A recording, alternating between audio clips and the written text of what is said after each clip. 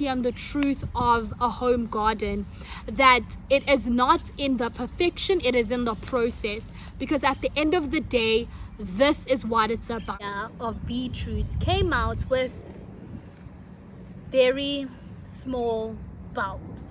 So we're gonna sit and talk about, I think, the 5 reasons why our garden have produced very small bulbs. This is actually quite common in a lot of home gardeners because I think our approach is quite similar. So I think the first and top reason I would think of if I'm sitting and reflecting back is we always speak about that nitrogen shock that I spoke of earlier, that we are suspecting in this area of beetroots. Is that what we often do is that we put in a lot of compost without allowing that balance. So obviously understanding that our nitrogen and our carbon need to be balanced. However, when we put in too much nitrogen, we put in too much nutrients that actually shoot up into the leaves and completely miss the bulbs. So this is quite, so these are one of the ones we've pulled out. So as you can see, very green, big leaves and a very small bulb. So what we often do, and I think we are one to also say we've done, is that we add quite a lot of manure and compost because it's cold. So as I mentioned, that we did not dig down into that 30 centimeter hole to add in the manure, to add in the compost, and then allow the soil and the manure and compost to become one. So what often happens is that the soil looks good because we've covered it with manure and compost, but it actually hasn't degraded, so we don't have a balance. So now all we have is that nitrogen from the manure and that nitrogen from the compost, but we didn't get a nice balance. Okay, this problem is that as we dig a hole about 30 centimeters down, we are going to layer it with manure. Then we're going to put a little bit of carbon. So we're going to put our toilet paper rolls as well as our shredded leaves to increase the carbon to balance out the nitrogen. Then we can put in compost again. We're going to put in normal soil. Then we repeat the process again, a little bit of manure because that obviously is bringing us a lot of nitrogen in our compost, and then shredded leaves and some of our carbon. So I think that's the biggest thing, is obviously we need that 3 2 to 1 ratio, and we often miss that when we are just purchasing compost or purchasing manure. And that's why it is quite important that when you do it for yourself, you make your own compost in the garden, then you can ensure that that balance is mitigated. Another problem that I think I am now actually starting to realize as we keep on gardening is our sunlight. So I remember I've had this conversation planting seeds, and we actually spoke about how that certain area only gets sun for 4 hours in the day. And so we then decided not to plant the seeds in that area. And I think for these beetroots, we did not discuss the amount of time the sun actually shines into this area, which is actually quite important. We understand when we plant in winter that our days are slightly shorter, understanding that the sun rises a lot later and actually sets a lot sooner. So the time frame in which our ground is in direct sunlight is not the normal 12-hour, 8-hour period. Beetroots need about 6 hours. So right now, as you can see where I'm sitting, these beetroots actually are getting the minimum 6-hour period of sunlight. However, where I'd harvested these beetroots, they actually have a tree right next to them. So that means in the earlier mornings, even when the sun is up, we're still getting a shadow or shade. And sooner in the afternoon, the shade will set in a lot quicker, even though the sun is still present. So I think another reason would have just been the location. So we did not choose a place that has a good sufficient amount of sun. It gets about 4 hours of sun from midday to about 3 o'clock. We still have sun. Then by 4 or 5, it is slightly in the shade. So I think that could have been another reason. Additionally, we had to add nets in this area that also kind of decrease the amount of sun that area was. Another point, I don't know if it actually is really a point or a sub point of my first point, but I think I'm just drilling that first point, that digging down 30 centimeters is so vital. And I think another aspect is that if we don't dig down, we actually do not know if we have roots or stones. So like I just mentioned, that area where the beetroots came out actually has a tree right next to it. So in essence, our beetroots could not have grown if we had roots down below. So obviously our roots are going to go down a lot deeper than the bulb. However, the roots need to go down. So if the roots can't go down, it actually limits how much the bulb can grow.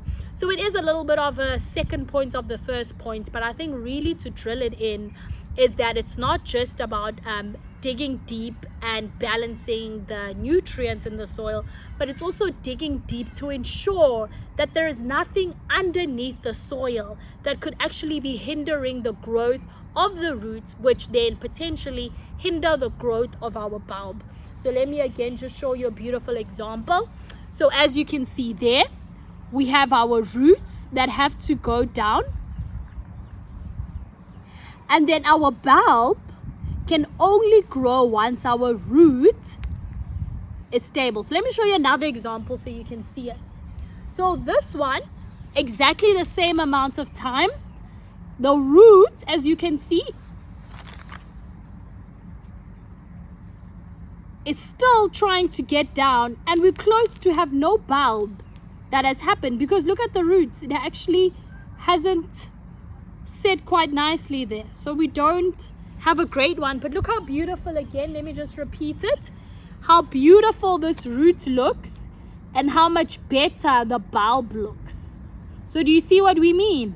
So you need to ensure that you cut down into the soil to remove the rocks, to remove the roots. Well, obviously if it's a big tree, like I said, then find a different spot. This is home gardening, so this one is it's not as planned out as the big farms. This one it's for our family, so you really have to do a little bit more extra work.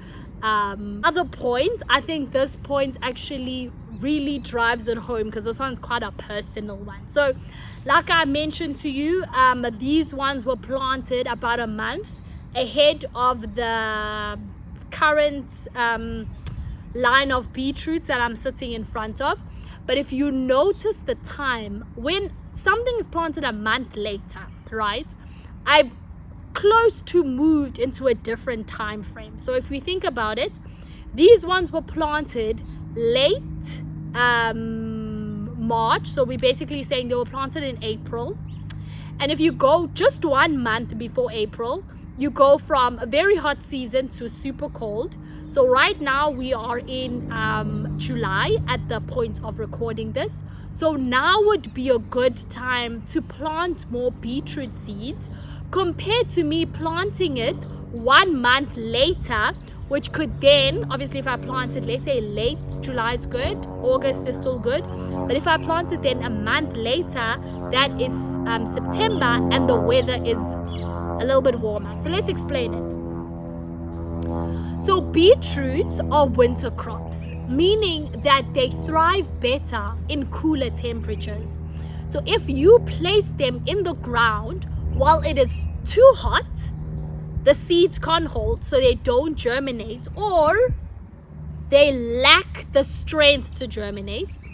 However, if you plant them a little bit too late, when it's already too hot, like into spring, they fast forward because they know they need to now produce the crop, and then the leaves pop out. This is a beautiful example.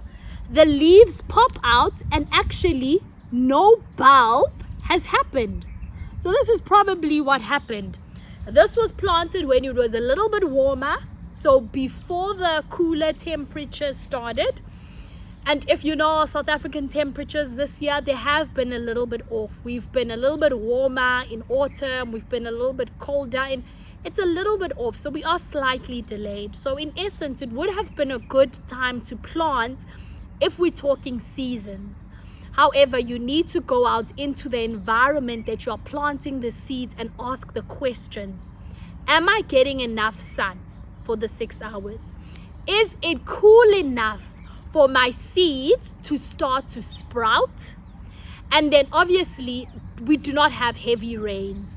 So if we have heavy rains, that greatly affects a seed that does not need rain. It needs cool, moist temperature. So you can imagine we had a whole week of rain 2 weeks after we planted these seeds, and that greatly affected. It came from very hot where our seeds were struggling, and then they were poured down with water, making it wet and soggy. So I think that's another big difference that we can definitely say from the current crop that we hope to harvest in a week and what we just harvested now, is that the time was slightly off. So remembering the best times is April, because we've just started into the cool seasons, but also when we're in the heat of the cool season, out of the frosted area. So we don't want the very cold end. So we don't want end of winter in the cold, but we also don't want it too hot. So we're not going to be planting beetroot when it gets hotter, so like the end of spring. And the last point, which is addition, or I've added it slightly just before, but like I mentioned, we had quite a lot of rains starting off in that season. So basically we had very hot, so like cool to dry, and then we had wet, soggy. We had a full nearly 2 weeks of rain. So irregular watering affects your crop. I wish, we could like get a man to hold up a board and say irregular watering. And that's why water irrigation is such a beautiful aspect to add into your home garden. And if not, it will just be consistent watering, but actually checking if the water is sufficient for the soil. So you need to really get your fingers into the soil and feel it after you've watered, and then obviously maintain that moist. So do not allow yourself to water, leave it to get dry, water, leave it to get dry over 2 to 3 days. So irregular watering has been a really big aspect. So thank you so much. It's sowed this beetroot about 3 months ago, and today we harvested very small pieces of beetroot. However, like we've mentioned, this has been a great learning point, if not for us, but for you that is ready to plant your beetroot. So I'm just going to run through again some of the main things that you need to think of as you plant your beetroot. So obviously we know that we need to ensure that we are digging well into the ground and mixing our nitrogen and our carbon, so that we are not only having a nitrogen shock. So that's one of our small beetroots that came out. Much sun or too little sun. So we can obviously see that we're getting a nice green leaves going. But if we do not have sufficient nutrients coming in, it doesn't actually bulb up. All right, and you can see how short our roots are there as well. Speaking of roots, it is quite important for us to dig deep. So that's quite a better one. Roots, dig deep and ensure to remove any rocks or any other roots that could be found that could be hindering the growth of our roots, that could definitely affect our bulb. Uneven watering. So we know that we are going into very dry times and very watery times. Very dry, wet, hot seasons. But also really nice to note is, look at the beetroot. This beetroot didn't actually go down, it went sideways. So we can definitely see there is something in the ground there that was hindering the ability for the root to go downwards. And it is quite important when you are putting the beetroot into the soil. So this one is obviously an example of how we got roots, but we got no bulb in.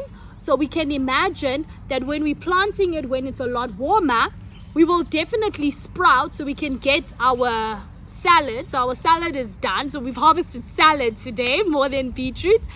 Our harvest is done, but we actually haven't had enough cold or cooler seasons to allow us to actually grow into our roots and grow into our bulbs.